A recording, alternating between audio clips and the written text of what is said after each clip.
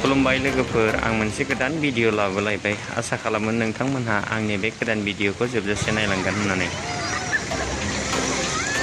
दिनै फुंनिफ्रायनो जुब जुब अखा हानायनि जाउनाव क'क्राझार जिल्लानि सिङाव थानाय फुथिमारि गामिनि सिङाव थानाय गोथैबारि होननाय गामियाव दै बानाया दिनै लोमसावलांजोबबाय।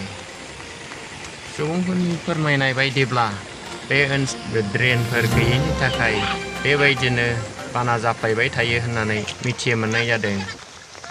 फारसेथिं सरखारनिफ्राय जेबो राहा मोनैयाव बिथांमोनहा खुद्रिनाय फोरमायदों। लोगोसेयैनो बिथांमोनहा खावलायबावो सरखारनिफ्राय सोरबाफोर नायफैजानो लुबैनाय हामलायनाय जासिहरो। सरखारनिफ्राय जेबो राहा मोनैयाव बिथांमोनहा खुद्रिनाय फोरमायदों। लोमसावजोबखाबाय गामियानो लोगोफोर नायदो।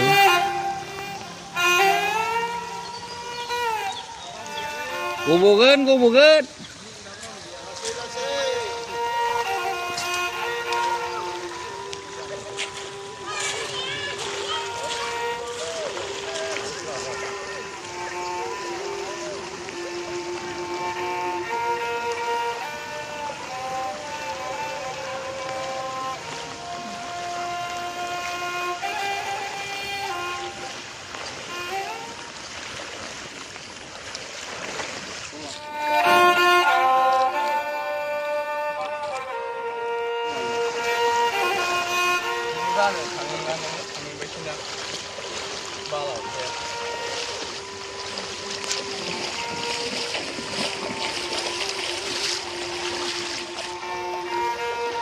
बारनायनायनि बेसे दाहार वाह बुखारलायनो नागिरो माथो। बे न'आ सेसखालै सेस डाइरेक्ट न'आव बुसोमजोबखाबाय। माय गड आव बिराद दाहार सिदा न'आव बुसोमहैजोबखाबाय हनै माथो सेसखालै।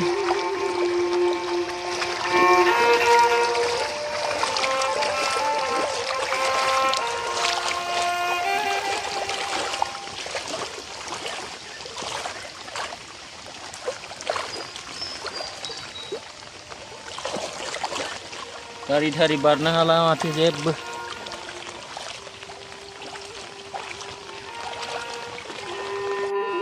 हनै थाबथाबायबो थाब नाना हरदो नानानै।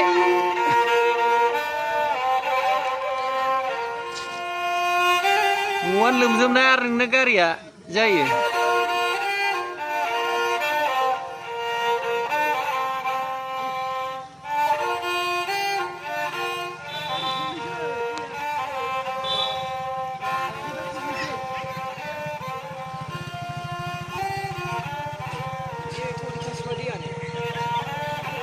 लांफिनदो नाना हरदो दे नानानै।